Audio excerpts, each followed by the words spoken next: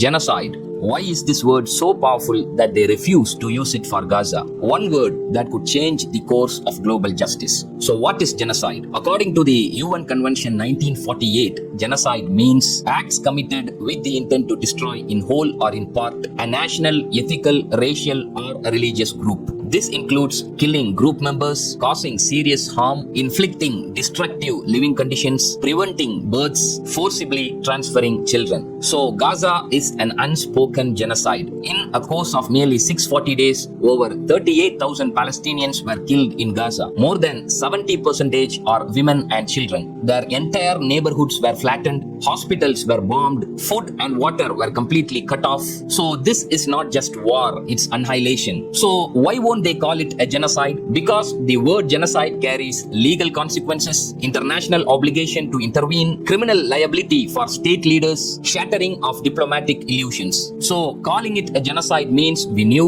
we saw it, but still we did nothing. So who controls the language? The mainstream media controls the language. Mainstream media outlets use conflict instead of massacre, retaliation instead of indiscriminate killing, human shields to excuse civilian bombings. So language is a weapon and genocide is the word they fear the most. You must also notice the global hypocrisy here. In Ukraine, they called it a genocide. In Rwanda, they called it a genocide. When it comes to the Holocaust, they said never again. But when it comes to Gaza, complex situation, self-defense, regrettable civilian deaths. You see the hypocrisy here? The double standard is unforgivable. There are also some voices globally that dare to speak. For example, South Africa filed a genocide case against Israel at the International Court of Justice. The UN experts warned of a genocide in the making. Other human rights organizations warned that this meets the threshold of genocide. Yet, the world remained silent. You know the real power of the word genocide? Using the word genocide demands action under international law, breaks political narratives, humanizes the victims, exposes the enablers, and rewrites history's record. That's why they suppress it, and that's the reason why they consciously and intentionally deny using the word genocide. Finally, I would like to remind you that silence is complicity. Not using the word genocide is a choice. Yeah, of course, that's a choice, a deliberate act to protect the aggressor. Your silence doesn't make you neutral, it makes you complicit. So, my final call is call it what it is, genocide. Don't be afraid of the truth. Share, educate, and resist. Pray for Gaza, speak for Gaza. Last but not the least, I would like to quote a reference of Malcolm X Al-Haj Malik Al-Shabazz. He used to say that the person who says that I am a moderate in the pursuit of justice, I say he is a sinner. Similarly, Desmond Tutu says, if you are neutral in situations of injustice, you have chosen the side of the oppressor. Thank you very much.